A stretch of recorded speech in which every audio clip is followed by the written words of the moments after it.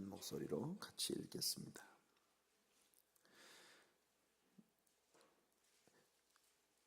백부장과 및 함께 예수를 지키던 자들이 지진과 그 일어난 일들을 보고 심히 두려워하여 이르되 이는 진실로 하나님의 아들이었도다 하더라. 아멘.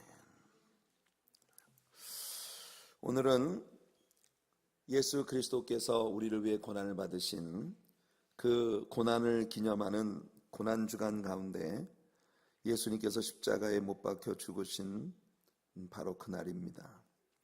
우리는 이 날을 성금요일이라고 부릅니다. 영어로는 Good Friday 이렇게 부르는데요. 이 날이 십자가의 날입니다. 고통의 날이고, 그리고 우리의 죄를 지고 우리의 죄 때문에 그리스도 곧 메시아이신 주님께서 죽으신 날인데, 이 날을 우리는 Good Friday라고 부릅니다. 아이러니죠. 주님은 죽으셨는데, 주님은 고통을 받으셨는데, 주님은 처참한 자리에까지 내려가셨는데, 그 사건은 우리들 모두에게 너무나 좋은 일이 되어진 그런 날입니다. 그래서 우리는 이 날을 Good Friday라고 부릅니다. 오늘 우리가 17일 동안 함께 했던 특별 새벽기도회, 마지막 새벽제단에 우리가 함께 나눈 말씀이 만족이 되신 종이라는 제목의 말씀이었습니다.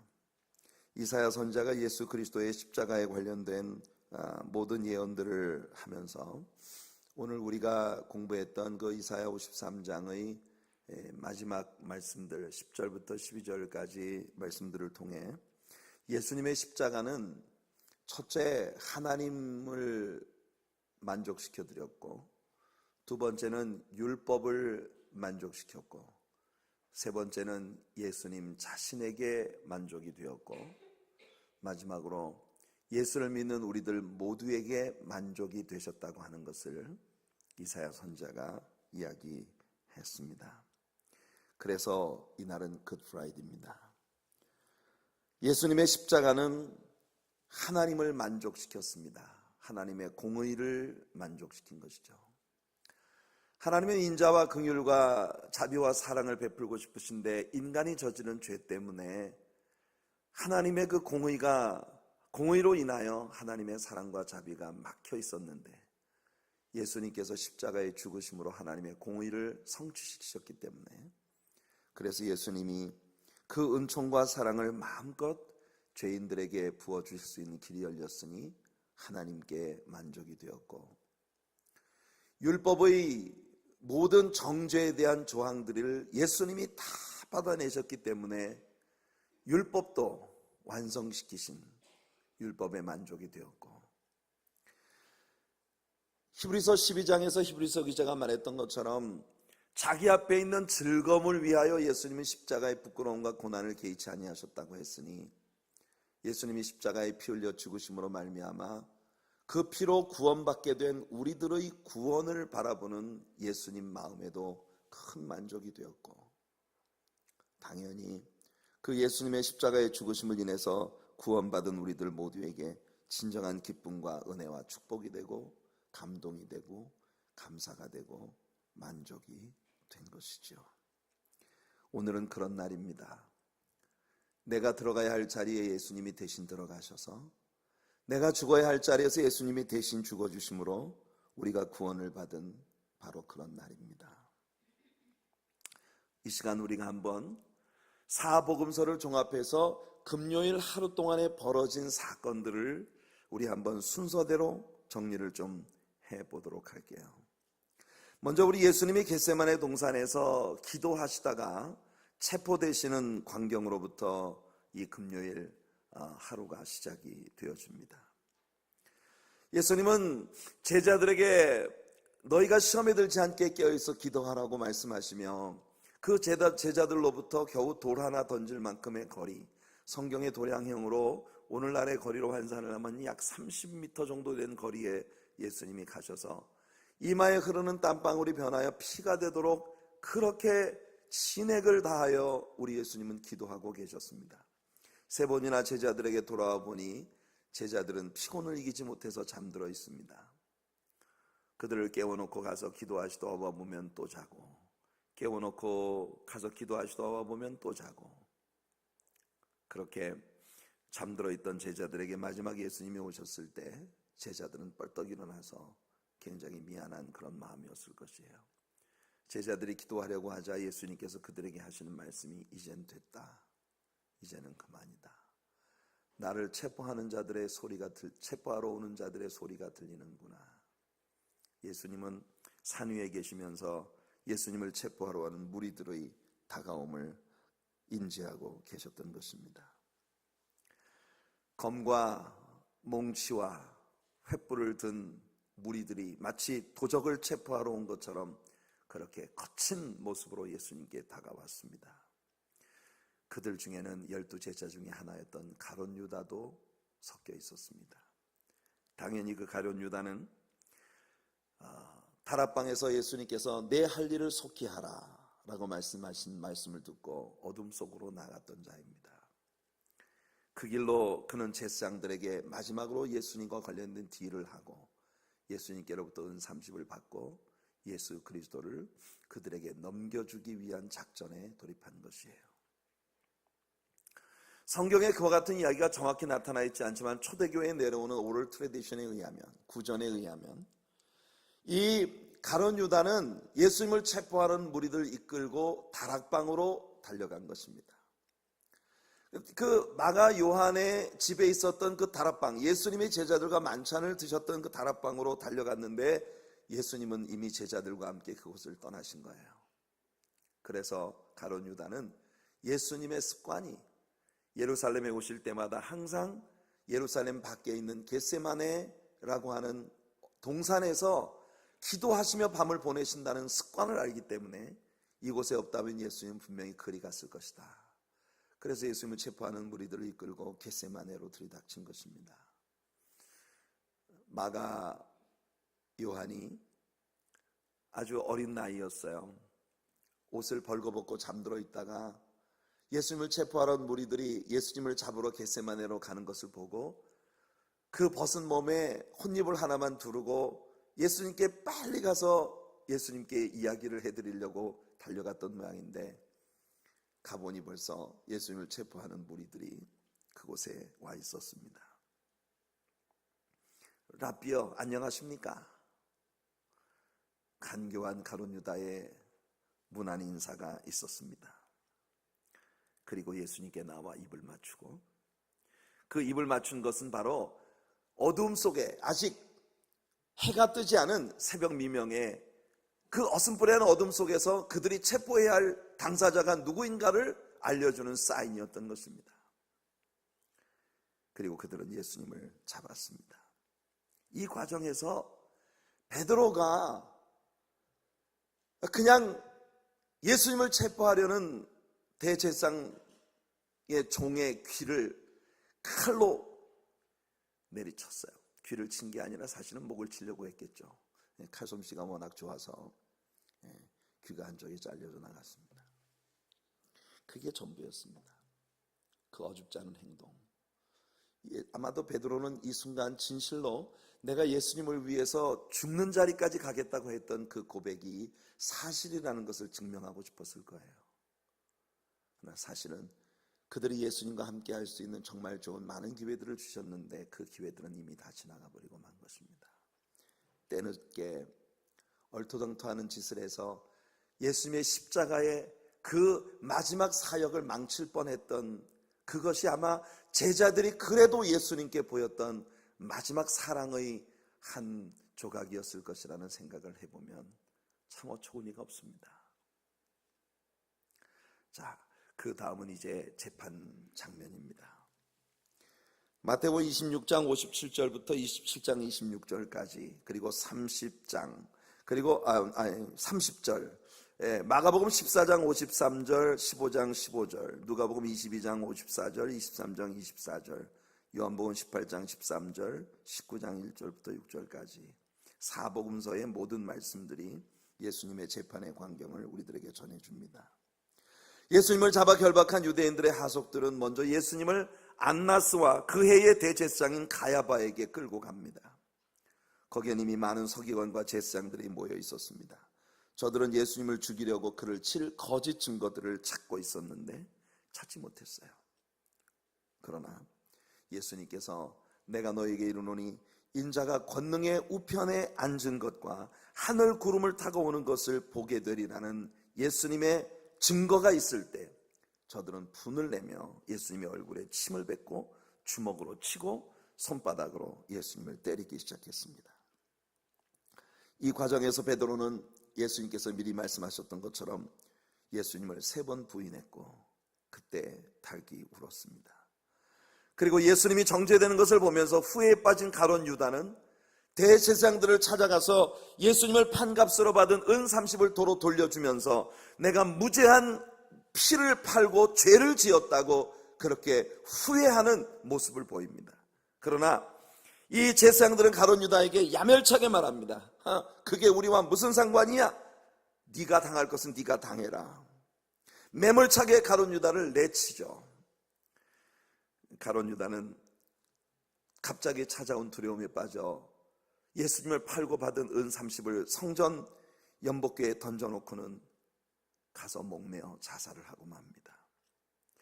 제사장들은 그 돈을 가져다가 토기장이의 밭을 삽니다. 그래서 나그네로 죽은 사람들의 공동 묘지로 삼았고 당연히 가룟 유다도 그곳에 장사되었겠죠. 정말 놀라운 일 아닙니까? 스가랴 선지자가 예언했습니다. 예수님을 판 준가는 토기장이에게 주어지게 될 것이고 그 밭이 피밭이라고 일컬어지게 될 것이라고 하는 것을 스가랴 선지자는 문자 그대로 예언을 한 것입니다. 놀랍게도 이 종교 지도자들이 자신들이 하고 있는 일이 자신들이 완전히 달달달달 외우고 있었던 그 구약의 선지자의 글의 한 부분을 자신들이 똑같이 하고 있다고 하는 사실을 그들은 인지할 수 없었어요. 그들은 영적으로 이미 눈먼 자들이 되었기 때문인 것입니다. 안나스와 가야바 사이를 오가며 재판을 받으신 예수님을 사람들에게 정죄를 당하셨고, 그러나 재판권이 없는 그들은 사람을 죽일 수 있는 처형을 할 수 있는 권리가 있는 로마의 관리인 총독 빌라도에게 예수님을 끌고 가는 것입니다. 저들은 여러 말로 빌라도에게 예수님을 고소했지만 역시 마땅히 예수님을 정죄할 만한 그런 딱히 제대로 된 죄목을 찾지 못했습니다. 게다가 빌라도의 아내가 지난밤 꿈을 꾸고 빌라도에게 전가를 보내 그 의인에 대해서 아무 짓도 하지 마십시오. 어젯밤 그 사람 때문에 내가 심히 고통을 받았습니다. 여러분, 빌라도는 아내의 전갈도 받았고 자신도 신문을 해보니 예수님께 사형에 해당되는 어떤 죄도 찾지 못했습니다. 그리고 그는 이 사건이 유대인들에게 늘 지긋지긋하게 따라붙는 종교적 분쟁으로부터 시작되어진 단순한 시기 질투로부터 비롯되어진 종교적 분쟁이라고 판단을 하고 예수님을 석방하려고 계속 노력을 했지만 저들의 소리는 한층 더 높아집니다. 심지어 빌라도는 예수님과 저 유명한 범죄자 바라바 두 사람을 앞에 두고 너희들 생각엔 내가 누구를 살려주면 좋겠느냐라고 물었습니다. 아마 빌라도는 이성적인 판단을 가지고 있는 사람들이라면, 당연히 정상적인 생각을 하는 사람들이라면 당연히 바라바를 처형을 하라고 하는 것이 옳다고 빌라도는 생각했겠지만, 놀랍게도 예수님에 대한 극한 미움으로 꽉 들어찬 그들은 어처구니 없게 그들을 위해서 행한 모든 일마다 착한 일이었고 의로운 일이었고, 가난한 자를 돕고 배고픈 자들을 먹이셨으며 목자 잃은 양처럼 방황하는 그들에게 등불과 같은 진리의 말씀으로 그들을 훈계하셨던 의인 선지자, 그리고 하나님께서 그들을 위해 보내신 그들의 메시아를 십자가에 못 박으라고 광난하는, 거의 광기에 가까운 그런 부르짖음으로 빌라도를 다그치고 있었습니다. 바라바를 놓아주고 예수를 십자가에 못 박아서서. 빌라도는 마침내 물을 가져오라 명하여 그 물에 손을 씻으며 이 사람의 피에 대해서 나는 죄가 없다고 말하자, 놀랍게도 유대 군중들은 그 피를 우리와 우리 자손에게 돌리소서. 정말 무지하고 끔찍한 그런 말을 하고 있습니다. 빌라도는 밀란이 일어날까 두려워하여 자신의 정치적 신변 안전을 위해서 의인을 무책임하게 죄인들의 손에 넘겨주고 만 것입니다. 금요일에 벌어진 일들 중 그 다음 장면은 예수님을 십자가에 못 박기 위하여 소위 비아 돌로로사라고 불리워지는 그 고통의 길을 십자가에 가로목을 지워 오르게 하는 사건입니다. 마태복음 27장 31절부터 53절, 마가복음 15장 20절로 38절, 누가복음 23장 26절로 45절, 요한복음 19장 16절부터 30절. 이 말씀들이 예수님이 십자가를 지고 골고다 언덕을 오르시는 광경을 우리에게 보여줍니다.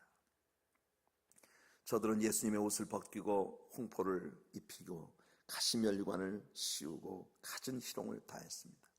네가 왕이냐? 왕이라면 면류관을 써야 할 거 아니냐? 그러면서 그들은 거의 성인들의 새끼손가락 길이만큼이나 되는 길고 뾰족한 딱딱한 가시가 박혀있는 이 광야의 가시채로 엮은 면류관을 예수님 머리에 둘러 씌웠습니다.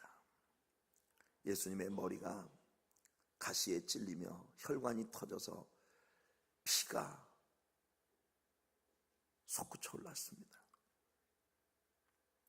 십자가를 지고 골고다 언덕을 오르시다가 쓰러지면 채찍질하고 쓰러지면 또 채찍질하며 예수님을 다그치고 있었습니다.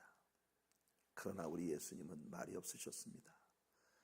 예수님의 그 처참한 광경을 보며 슬피 우는 예루살렘 여자들을 향하여 예수님 도리어 말씀하십니다. 여자들아, 나를 위하여 울지 말고 너와 너희 자녀들을 위하여 울라.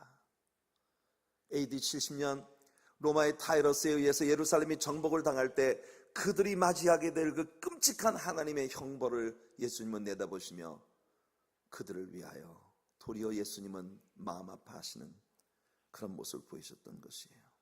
이 과정에서 뜻밖의 은혜를 누린 사람이 있었습니다. 그 사람은 이름도 알 수 없는 구레네인이라고만 성경이 이야기하고 있는, 구레네라고 하는 것은 아프리카니까 우리는 사도행전을 배울 때 사도행전 13장에서 안디옥 교회의 지도자들의 명단 가운데 니게르라는 별명을 가진 시므온이라는 자가 있었는데 그 사람이 초대교회에 내려오는 전설에 의하면 그가 바로 예수님의 십자가를 대신 지고 골고다 언덕을 올라갔던 그 구레네 사람이라고 하는 그런 구전으로 전해지는 전설이 있다는 것을 여러분들에게 말씀을 드렸습니다. 니게르라고 하는 것은 니거,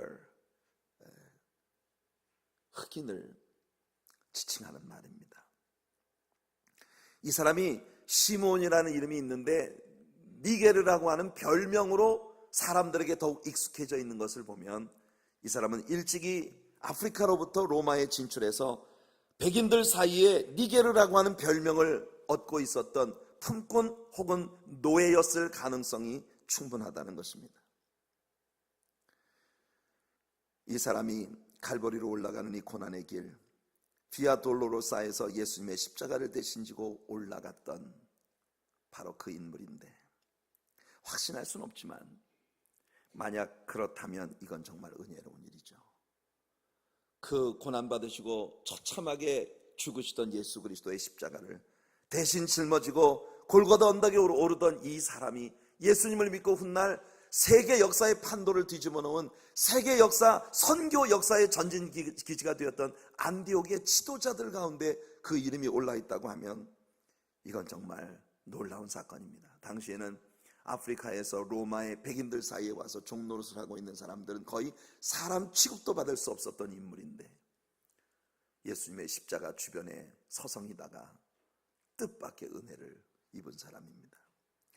자, 우리가 사도행전 13장에 나오는 이 니게르라는 별명을 가진 시몬이라는 자가 정말 그 구레네 사람인지는 알 수 없지만 한 가지 분명한 건 마가가 그 마가복음 15장 21절에서 자신의 독자들에게 이 구레네 사람을 이야기할 때에 자신의 서신을 받아서 읽는 그 독자들에게 그 아들들이 상당히 익숙한 사람이었던 것처럼 이야기하고 있다는 겁니다. 알렉산더와 루포의 아버지가 바로 예수님의 십자가를 지고 올라갔다고 마가는 이 사건을 다루면서 그렇게 얘기해주고 있다는 것이에요. 마가는 훗날 베드로에게 거의 사환처럼 많은 영적 영향을 받으면서 베드로와 함께 로마 교회를 섬겼던 것으로 알려지고 있고, 베드로로부터 전달받은 많은 정보들을 가지고 그가 사복음서 가운데 제일 첫 번째 복음서로서 마가복음을 썼다고 하는 것이 거의 많은 신학자들 안에서 정통하게 받아들여지고 있는 논리 중 하나입니다. 마가가 이 구레네 사람을 소개하면서 그가 알렉산더와 루포라고 하는 아이들의 아버지였다고 이야기하는 것은 이 편지를 받는 마가복음의 수신자가 되어지는 로마의 크리스천들이 이 사람의 아들들을 아주 잘 알고 있었다는 뜻이고, 그것은 곧 그가 크리스천들의 커뮤니티에서 마가가 이 복음서를 쓸 무렵에 이미 크리스천들 사회에서는 그 가족들이 굉장히 유명한 집안이 되었다는 것을 우리들에게 엿보게 해주는데 충분합니다. 이사야가 예언했던 것처럼 그는 채찍에 맞으셨습니다. 누구를 위한 채찍인가요? 예수님은 두 사람의 강도와 함께 십자가에 못 박히셨습니다. 양손과 양발에 큰 못이 사정없이 들어갔습니다. 그때 그 무리들이 예수님 못 박았네, 오늘 저녁에 우리가 찬양한 것처럼 그렇게 예수님의 손 깊이 대못이 박혔습니다. 여러분, 독일 남부 트리오라고 하는 곳에서 요한 대성당에 보관되어 있는 예수님의 세마포를 구경한 적이 있습니다. 여러분, 지금은 그 세마포를 이제 더 이상 햇빛을 쏘이면 이게 변질이 되기 때문에 더 이상은 일반인들에게 공개하지 않습니다. 그 사진을, 펼쳐진 사진을 찍어서 거기 공개를 하고 있는데, 여러분, 미 우주항공국 나사에서 예수님의 시신을 쌌던 그 세마포를 우주 촬영을 하는 특수 장비로 사진을 찍어서 그 세마포에 쌓여있던 시신의 모습을 재현해내는 데 성공했었다는 책을 읽은 적이 있습니다. 거기 보니까 예수님의 손에 박힌 대못은 일반적으로 우리가 생각하는 것처럼 손바닥에 박힌 것이 아니고 손목을 관통했다는 것입니다. 왜냐하면 예수님의 체중을 지탱시킬 수 있는 어떤 장치도 십자가에 없었기 때문에 예수님의 양손과 발에 박은 못에 의해서만 예수님의 그 몸이 완전히 십자가에 고정되어 있었던 것이에요. 손바닥에다 못을 박으면 여기가 이 살이 약하기 때문에 체중을 견디지 못하고 그냥 찢어져 나간답니다.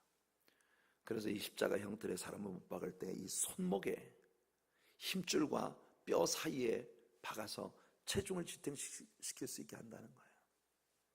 그 바람에 그 세마포에 쌓여 있었던 시신의 손가락은 4개밖에 없는 것으로 나타났대요. 왜냐하면 그 대못이 손목을 관통할 때 엄지손가락이 힘줄이 끊어지면서 안으로 빨려 들어와서 손가락이 4개밖에 없는 것으로 그렇게 나타났다는 것입니다. 글쎄요, 과연 독일의 그 요한 대성당에 보관되고 있는 그 세마포가 정말 예수님을 쌌던 세마포일까요?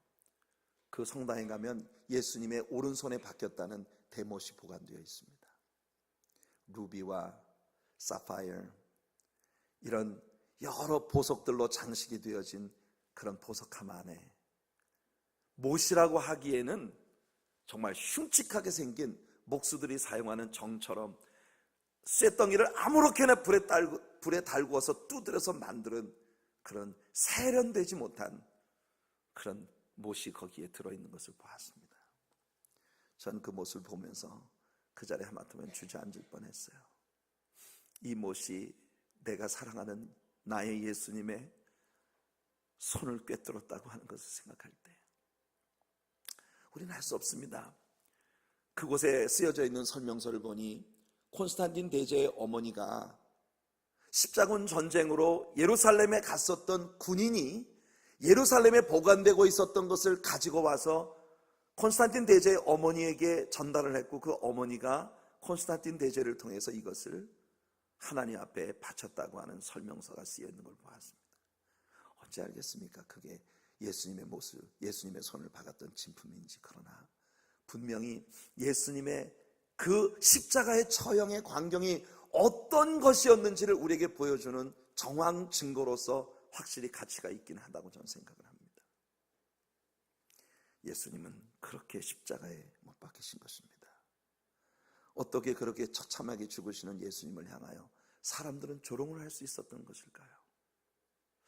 요즘 말입니다, IS 같은 이런 사람들이 선교사들, 새로 예수님을 영접한 회심자들을 목을 베는 그런 광경을 보면, 그것을 또 공개 처형을 하면서 심지어는 어린아이들까지라도 그렇게 처참하게 사람의 목을 치는 모습을 공개하는 그런 모습을 보면서 인간이라는 것이 정말 그러고도 남을 수 있는 존재구나 하는 것을 깨닫게 됩니다.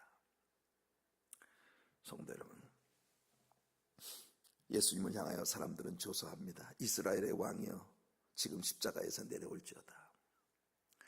양쪽에 달렸던 강도들도 처음에는 동시에 두 사람이 예수님을 향해 저주를 퍼부었습니다. 네가 메시아냐? 그렇다면 너도 내려오고 우리도 한번 살려봐라.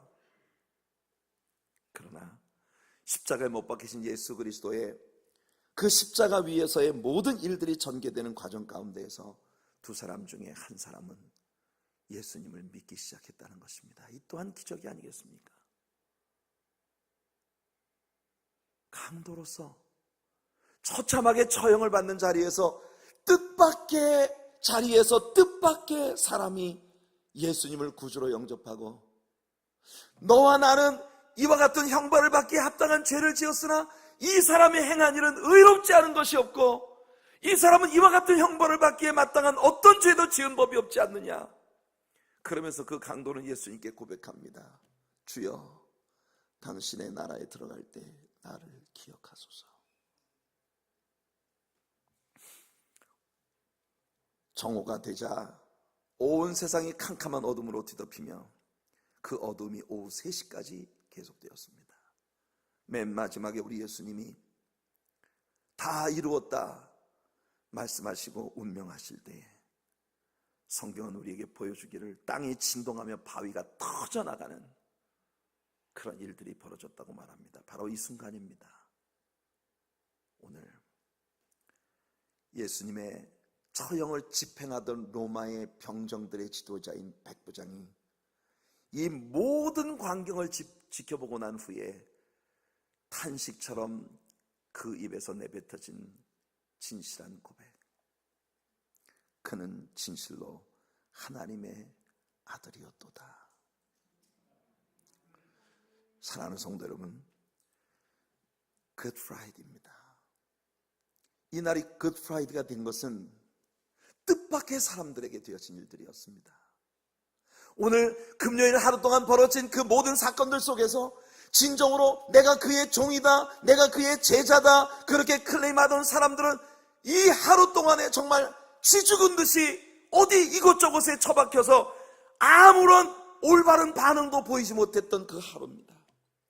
그 길고도 긴 하루 가운데 정말 놀랍게도 예수님의 구원의 특혜를 누렸던 사람들은 뜻밖의 사람들이 뜻밖의 장소에서 뜻밖의 믿음의 고백을 가지고 예수님을 만났다는 것이 오늘 금요일 하루 동안 벌어진 이 모든 사건들 속에 펼쳐진 일들입니다.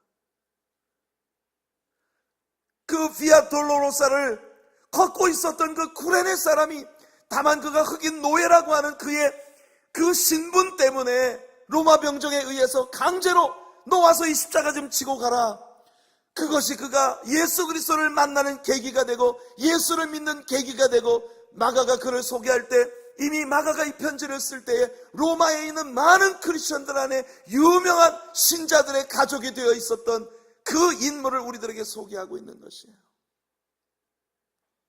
구레네 사람이 그랬고 예수님의 십자가의 한편에 달렸던 강도가 그랬습니다. 어쩌면 이것이 구원을 받기에 합당한 자리라고 생각하시나요? 한 사람이 예수님을 구주로 영접할 수 있는 전도 집회에 알맞은 장소였다고 생각하십니까? 빌리 그레엄 크루세이드나 또는 크레그 로리의 하베스트 크루세이드나 이와 같은 대전도 집회가 열릴 수 있는 그럴듯한 그런 영광스러운 현장이 될 수 있다고 여러분들은 생각하시나요? 이 처참한 죽음의 광경에서 자신의 지은 죄 때문에 처참하게 처형을 당하고 있었던 한 강도의 마음속을 깊숙이 파고드는 예수님은 메시아이시라고 하는 그 진리. 성도 여러분, 우리는 매일 교회에 나와서 예수님을 예배하지 않습니까? 매일 우리 주님을 찬양하고 매일 주님의 말씀을 배우지 않습니까? 그런데 우리들의 마음은 왜 이렇게도 딱딱한 것일까요? 왜 이렇게도 좀처럼 우리의 마음이 무너져 내리지 못하는 것일까요? 사랑하는 성도 여러분, 그 짧은 시간 동안 십자가에 못 박혀 처참한 죽음을 당하던 처형의 현장에 있었던 그 강도가 다만 예수님 곁에 있었다는 사실만으로 그는 그 몇 시간 안에 영원을 뒤바꾼 회심자가 되었던 것이에요. 더군다나 예수님의 십자가의 모든 처형에 지난 모든 일들을 주도하고 있었던 로마 군대의 백부장이 예수님께 벌어지는 그 모든 일들을 자세히 미루어 살피고 난 후에 그의 진실한 양심으로부터 나오는 고백을 단말말적인 비명처럼 그렇게 그의 입으로 쏟아냈습니다. 그는 실로 하나님의 아들이었도다. 이 백부장이 그 뒤로 어떻게 됐는지는 전혀 우리가 알 길이 없습니다. 하지만 복음서 안에 로마의 백부장들이 몇 명 나오는데 놀랍게도 그 백부장들은 로마 사람들의 전형적인 인품을 보여주는 인물들입니다. 굉장히 합리적이고 논리적이고 그리고 진리의 선포 앞에서 처절하게 무너져 내리는 순박함. 예수님이 온 이스라엘 가운데서도 내 이만한 믿음을 본 적이 없다고 말씀했던 그 칭찬받은 백부장의 케이스를 생각해 보십시오. 글쎄요, 성경은 이 백부장이 그 뒤에 어떻게 됐는지 우리에게 얘기해 주고 있지 않지만 제가 생각할 때는 이 백부장은 그 순간 예수 그리스도는 진실로 하나님의 아들이었다고 하는 그 고백이 그의 믿음의 회심의 고백이었을 거라고 생각합니다. 여러분, 놀랍지 않습니까? 그는 실로 하나님의 아들이었도다. 여러분은 늘 예수 그리스도 주변에 맴돌고 계신 분이십니다. 이 구레네 사람이나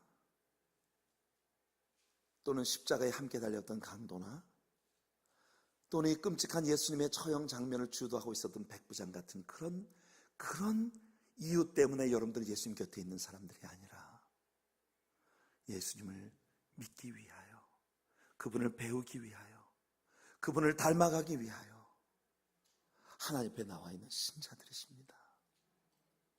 성도 여러분, 우리가 만일 진실해진다면, 우리가 만일 겸손해질 수 있다면, 우리가 만일 정직해질 수 있다면